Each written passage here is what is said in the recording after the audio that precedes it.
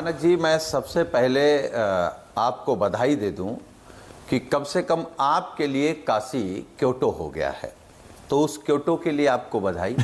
देखिए, इस देश में कोई अच्छी चीज आए। आप दिन ब दिन बहुत चतुर होते जा रहे हैं। अच्छी चीज मैंने कभी नहीं कहा काशी क्योटो हो गई। मैंने तो सिर्फ ये कहा आप काशी को क्योटो बनाने का जो वादा पीएम मोदी ने किया था, बीजेपी ने किया था, उस पर सवाल पूछते थे। अब जब उसका विकास हो रहा है तो उस पर क्या दिक्कत है आपको? जी नहीं, आज भी सवाल पूछ रहे हैं। समाजवादी पार्टी मानक जी इसलिए सवाल पूछ रही है कि क्या जो भारतीय जनता पार्टी कह रही है कि काशी का जो अध्यात्म है, काशी का जो स्वरूप था, उसको दुनिया को दिखाना चाह रहे हैं। क्या वो काशी आप बदल रहे हैं कि नहीं बदल रहे हैं? पर्यटन के नाम पर आप गंगा मैया के साथ छेड़खानी कर रहे हैं। और ये बात इसलिए कह रहे हैं, हमारे नेता माननीय अखिलेश यादव जी ने कहा कई हजार करोड़ रुपए भारतीय जनता पार्टी साफ कर गई, लेकिन क्या गंगा मैया साफ हो पाई? आज भी नाले गंगा मैया में गिर रहे हैं। देखिए, इस बात को हम लोग भी मानते हैं। हो सकता है भाजपा हमसे बड़ी हिंदू हो तो उसकी बात देश को और आप लोगों को ज्यादा समझ में आए।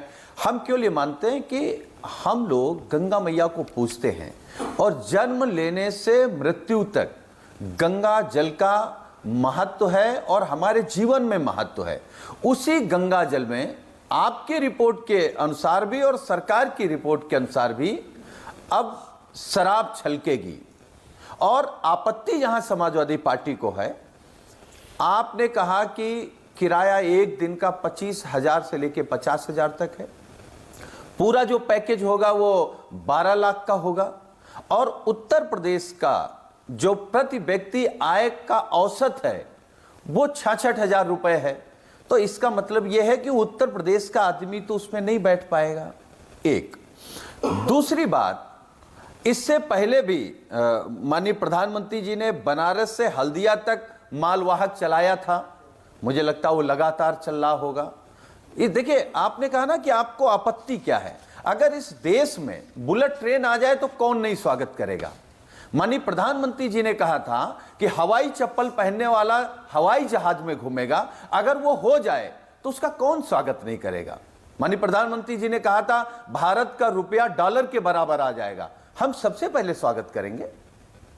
प्रधानमंत्री जी ने कहा था इस देश में स्मार्ट सिटी बन जाएंगी। अगर बन जाएंगी तो हमें क्या आपत्ति है? हम तो चाहते हैं हमारा देश दुनिया में सबसे ज्यादा तरक्की कर जाए। लेकिन क्या वो तरक्की केवल कागजों पर या माननीय प्रधानमंत्री जी के भाषणों पर? अब पूरी भाजपा लगी मानक जी, कह रहे हैं कि इससे रोजगार उत्पन्न होगा।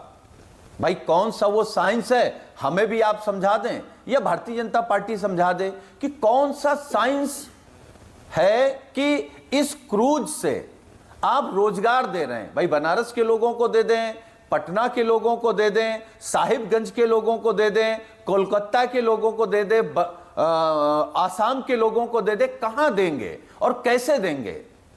क्या क्या रोजगार है कि उत्तर प्रदेश का बेरोजगार नौजवान बियर देगा, सैंपियन देगा? क्या करेगा? क्रूज तो ऐसा तो है नहीं कि वो धक्का मारेगा।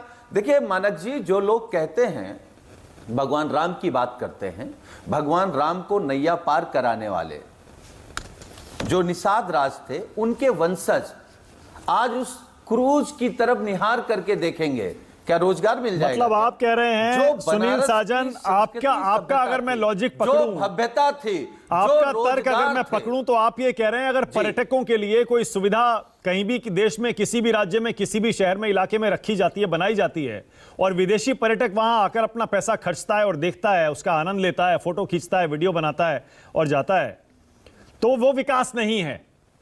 आप यही कह रहे हैं ना, वो विकास नहीं है? नहीं नहीं नहीं नहीं नहीं नहीं मानक जी, आपने आधा सवाल सही किया कि जहां भी पर्यटन हो, पर्यटन स्थल बने, पर्यटक आए, विदेशी मुद्रा लेकर के आए, लेकिन सीधे सरकार को देके चले जाएं।